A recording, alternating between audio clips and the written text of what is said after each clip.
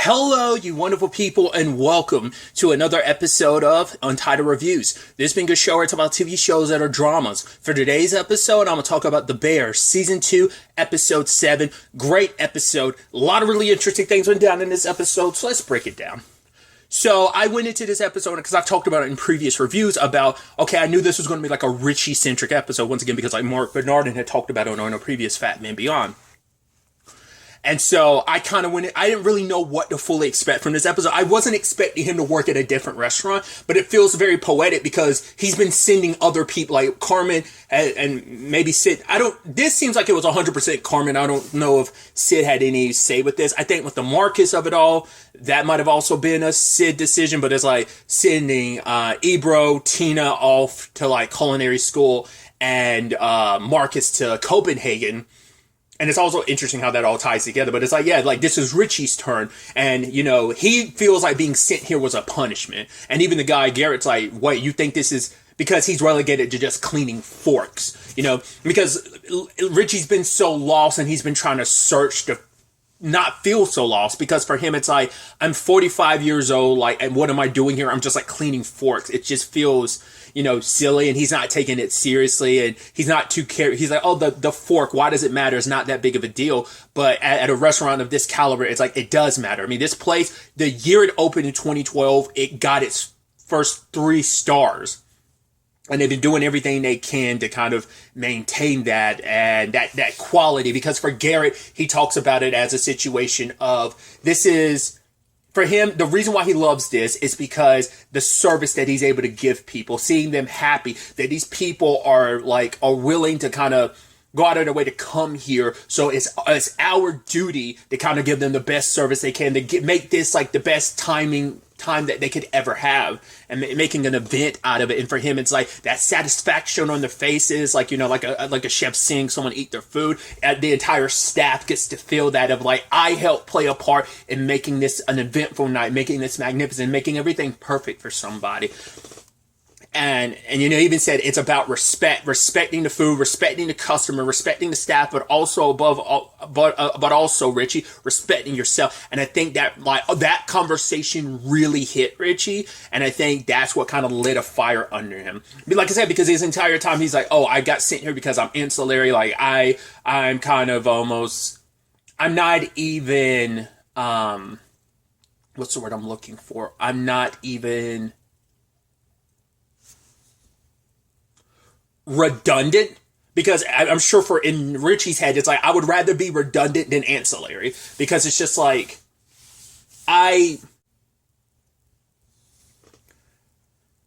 at least redundancy, I would have some role. At least I would have be something to me. But I'm once again, he's the only person who hasn't really found his place. He hasn't found his groove in everything, and he just feels so out of place and lost. Because once again, Beef, there was a certain flow to it, and he had his place there. And now that since Carmen took over, things changed. Everyone else started changing because everyone else started finding their groove. Once again, you saw that first and foremost with like a Tina, like she was kind of grumpy about things, but then like, yo, she found her groove and she's like, yo, I'm really all about this.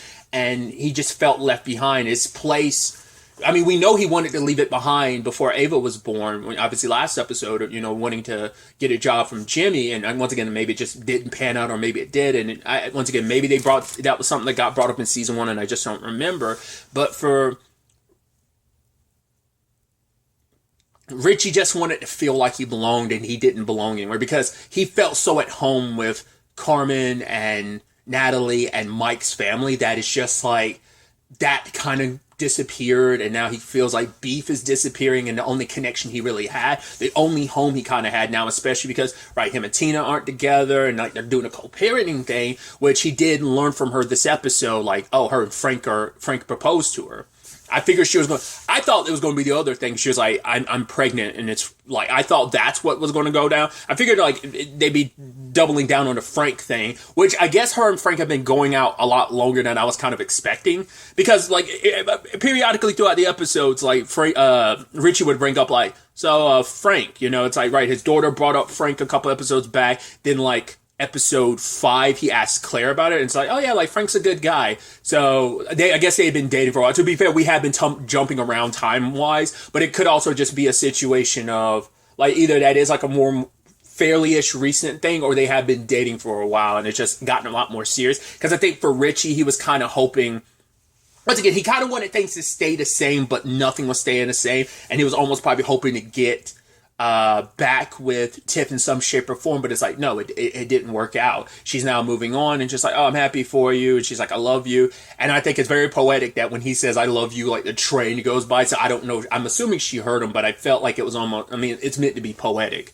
how that kind of got drowned out. So, but that lit a fire in Richie, and it's like, all right, he moved on from forks, because they're like, right, you stay on forks for about a week, and if you're lucky, you get to move up to spoons, and so on and so forth. But the fact is that Richie's only going to be here a week, but he gets moved up to kind of the hospitality side of things. And I love that he puts on a suit, and he's like, right, it feels like armor, and Garrett's like, yeah, that's the point. And you get to, like, firsthand get to see, like, the well-oiled machine that they are. It's like, all right, we communicate with like, the staff out here, like, communicates to each other. It's like, well, how do we do that when they can't talk? It's like they pass notes to each other. And it's like, okay, the people on 19 are douchebags. I skipped over, like, a really good scene of, like, all right, this is our menu and stuff like that, or PONs. It's like, what's a PON? It's people of note. I love one of them was comedian and musician Bo Burnham. And also, it was like, specifically these two high school teachers. It's like, right, we looked online, and the fact is, on their Instagram, like, they've been saving up. So don't even bring them a check. We want to make this a moment, a night that will blow their minds. And then it's also like, right, the smudge. There was a smudge on this. I know what to bring it up, and no one ended up taking any responsibility for it. I guess it was Richie's fault. But then, like, one of the chefs came out, and he was just kind of like, that smudge screwed everything up. That was 45 seconds. We had to adjust everything just to kind of, like, go with the flow with the smudge, because the smudge completely screws up the whole, like, almost feng shui of, like, what this is supposed to be, of, like, the dishes and everything. Like, you completely throw off the entire balance of everything, and we had to adjust on the fly, and that's more time. Every second counts. I mean, that ties into what you have Carmen doing, where he was just trying to, like, make sure, like, get it down to, like, a certain amount of seconds and so on and so forth, right, with the kitchen. So, once again, every second counts. So I thought that was interesting, and I even love the line, it's just like, fuck you, Terry. He's like, fuck me, sir. Thank you, chef. And it's just kind of like, right, I think you saw that Richie knowing, like, yeah, that was kind of on me. So it is important. It does matter, because, like, our screw up trickles up and has such an effect and can ruin everything. Not only what the chefs and everyone else is trying to do, but also it ruins the whole dining experience. So that it all matters. It all plays a role. It's all part of this delicate ecosystem. But now Richie's kind of, like, once again, like, on the floor with, like, Garrett kind of seeing things. Even how, like, that dish got prepared. It was like the cotton candy, and they dip it and it just kind of dissolves. And Richie's like, fuck me. He's like, language. But the lady's like, took words right out of my mouth. That was amazing. And he's watching Jessica do her thing. It's like, all right, everything's color coded. Okay, this means this is a VIP. This is someone who canceled. These notes mean this person wants, it's kind of like, oh, we need to do their food faster. This person, we need to do their food slower.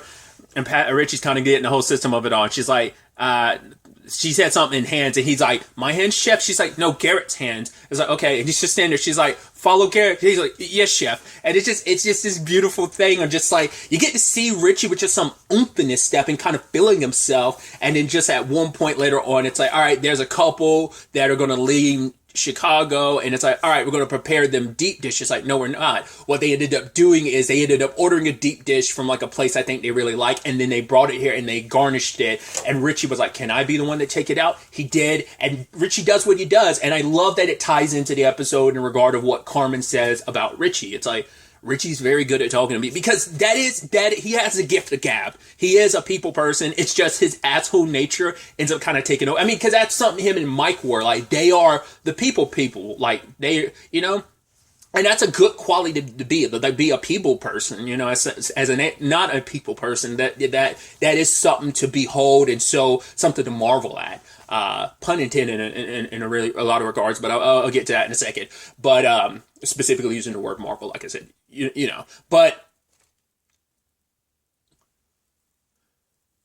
like what he was able to kind of do in that moment, like I said, you could see he was feeling it. He was feeling good. And even to the point, like, every time he was waking up, he was getting, eventually it got to the point he got up before his alarm even went off. And that showed you, like, oh man, he's vibing and this is going great. And he was happy about it. Once again, and he was even tasting some of the stuff, being like, oh, like, and he was nailing it, like, because I think he found solid ground for the first time in a long time. And he felt like, oh, this is something I'm actually good at. But the sad thing is, it was only for a week. And so it's like, oh, like, you know, maybe I could stick around, you know, because even Garrett's like, yeah, we're going to miss having you around. Everyone will. A new stag will come in and, you know, it'll, you know, but I'm sure everyone will miss you. He's like, oh, like, if there's an opening, but Garrett's like, yeah, but that's not my call. It's Terry's, you know? Because Garrett shared that story with him of like why this is so important to him. It's not even like I like cooking, but for him, it's like, he was like, I was an alcoholic and this place kind of gave me something else to focus on. It allowed me to service other people. Like, you know, I think it helped with his sobriety, but also it allowed him to take that and focus that energy on serving other people, and how that helped him feel better. And I think it kind of gave him purpose, just like Richie's been looking for purpose. So I think Garrett, like Richie saw a lot of himself in Garrett, and I think Garrett felt that as well. And so, but Richie was kind of sad when it's like, oh, I got it. Because I was scared the entire time. I was like, oh my God, this is all going to fall apart, isn't it? But it doesn't. And I thought Richie was just going to blow it because it's going to be his last day. And I thought like, oh, he was going to kind of lash out, but he didn't. He was just sad about it. I mean, he kind of lashed out a little bit to Carmen of like, right, I know why you sent me here. It's just you want me out of here. He's like, what? No, that's not the case. But they didn't really get to talk. And so, you know, when he goes cleaning back, he went back to forks, which I thought was kind of beautiful. And she's like, like Jessica's like, no, you can watch me do this name, but it's like, no, I'm gonna finish up this last batch of forks. She's like, we'll miss you, Richie. And he ended up walking by like a picture of Carmen and Luca, Will Poulter's character. It is Luca, right? I believe so. I was thinking Lucas, but it is Luca. Maybe it was Lucas. I think it's Luca. Oh God, I feel so stupid. Once again, there's big gaps between me watching these episodes, but it wasn't until then that it clicked in my head. I was like, wait, it's Carmen the chef he was talking to Marcus about? He had talked about being hot shit. And then he was like, yo, this new guy came in and then like wrecked my shit because he was good. But he was like, this guy was the best. He was really good. When I thought I was the best, this guy like, he sunned me. He showed me like, oh, I'm not. But he's like, it took the pressure off me. Like, I didn't need to be the best anymore. I saw what the best was. All I had to do was keep up. I didn't have to like be better than I'm satisfied with just keeping up. And it didn't even click in my head to think like it was Carmen. It's not until seeing them together in that photo that I'm like, I mean, I knew they had a connection. That's why Marcus was sent to Copenhagen. But it's like, oh, like Carmen's probably most likely that chef that he was talking about, that person that he was talking about around this. I was like, that's so interesting. And that also ties into what I was bringing up earlier with the whole Marvel of it all, of just like, right, who does he run into but Chef Terry? Freaking Olivia Colman. I'm like, these surprise guest stars are blowing my mind. I'm like, that just felt, once again, it's that thing of like, well, actors are actors. Like, just because like I'm familiar with because that's also the thing of like, because you're familiar with an actor doesn't mean anyone else is familiar with that actor or whatever. So it might not hit the same way. Like, oh, me seeing Olivia Colman, you know, even outside of like just being a Marvel fan and just like, I just adore her. Like, she's a great actress, and I love her just personality in real life. But like the fact is, I was just like, wow, it took me back like the Will Poulter of it, like, and last episode it's just like Jesus, it's just like familiar actor, because a lot of the actors in the show, like except for some here and there, like I wasn't well versed in a lot of the actors, you know. I kind of went on a whole point about that last episode, but that's also why I was like, oh, funny, Marvel of it all, just that scene alone, because it's like, hey, it's a picture of Will Poulter, who was in Guardians of the Galaxy Volume 3. Oh, here's Olivia Colman, who is in Secret Invasion. Oh, here's Edmund, who is in The Punisher. So it's just, it's funny. And them getting to talk and him like peeling mushrooms with her. And for her, it's like, oh yeah, like Stats could do it, but she's like, I enjoy doing it. And like, she found her flow, and she enjoys the cooking of it all. It turns out her and Richie connect because they both come from military families. Her dad was a military guy. His dad was. They both had very complicated relationships with their fathers, it seems like. Because Richie dodged a question of, well, he didn't dodge it. He answered it by answering it, but because his answer spoke volumes. That he was like, because she was like, oh, like, are you good? Are you close with your mom? Because she's like, my mom is my best friend. But it's like, how about you and your mom? And he's like, my best friend's mom was my mom, you know? So it's like, that speaks volumes. So it sounds like his mom is still alive, and so was his dad, but it's like, oh, the relationship's not good. Her dad had died. In fact, he left because the reason why she got this place in the first place, this particular restaurant, is that she failed. Like, it's just like, she was like, I was young, I was arrogant, and kind of basically got mollywopped by everything. And like, the restaurant didn't work out. And she was like 38, like everything had kind of fallen apart. Like a little while beforehand, her dad had died and he had ended up leaving her, like her mom, like the house and the money. And her mom had sold the house to give her extra money to put into the restaurant. So it is kind of a family business in that regard. And so she literally was stumbling and found this place. She literally saw a sign, which I even love. Richie was like, what was your dad's sign that you kind of felt like was kind of spoken to you about this place, but never really got an answer for that. I even love her trying to make Richie understand, because it's like, he's like, I'm sorry, like Carmen had to put you out by asking you a favor. And she's like, I don't do favors, you know? Cause saying like, yeah, Carmen's the one that recommended you. And as she was walking away, she was like, you know, Carmen believes in you. And he was like, why do you say that? She was like, because he told me so. He said that you were good with you're good with people, and he's not wrong. He's not wrong about it. He's never like wrong. So I trusted him in that. So that's why it wasn't even a favor. I trusted his judgment, him saying like, you're very good with people. And I just thought that was beautiful. This being like Richie's like final day.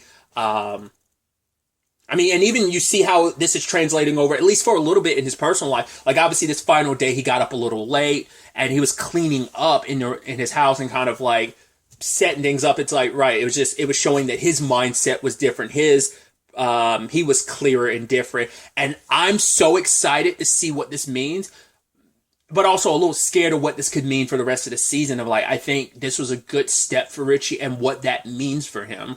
What it means for his character and how his new flow and, you know, going forward, you know, because we do see, like, obviously things are getting in a better place at the restaurant, but there's still stuff because they failed their, again, they failed the fire suppression, and Fact's kind of working on that and kind of shocking himself repeatedly in the background, but they've got like one more shot to do that because they got a month until they open, so.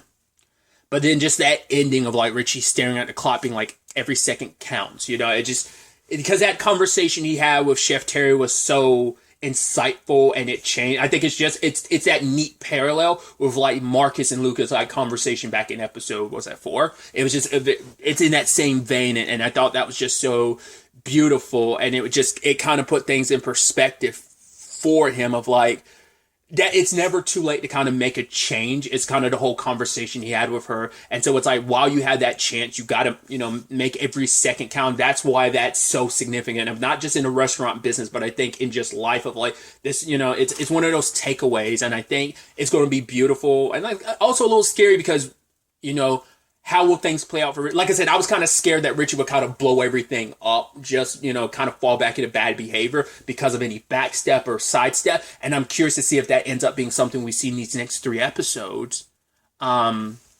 Or whether he just keeps going from here. Like, it's going to be interesting to see what he's like back around other people, back around the restaurant, around Sid. Because they've always kind of bumped heads a little bit. Like, not as bad this season as they have other seasons, but yeah, it's still just as bad. I have to correct myself because of episode 5. I guess that's what really, like, set Carmen to be like, yo, I'm going to do this for you, Richie. And I'm so curious to see what his interactions are like with everyone else. Like, everyone's going to be shocked to see who he is, you know, what he's learned and how that pushes him further and betters him as a person. It's going to be interesting to see how that all plays out. Hopeful for the best, but I'm also scared of, like, you know, like I said, things kind of working out sadly and not working out and him kind of backsliding a little bit into his more like Richie bag that we've come to know. So we'll ultimately have to wait to see where the next episode ultimately ends up taking us going forward with all of this. But really, that's all I wanted to talk about. Until the next time we meet, be happy, be safe, live life to the fullest, and enjoy it. Good day and goodbye.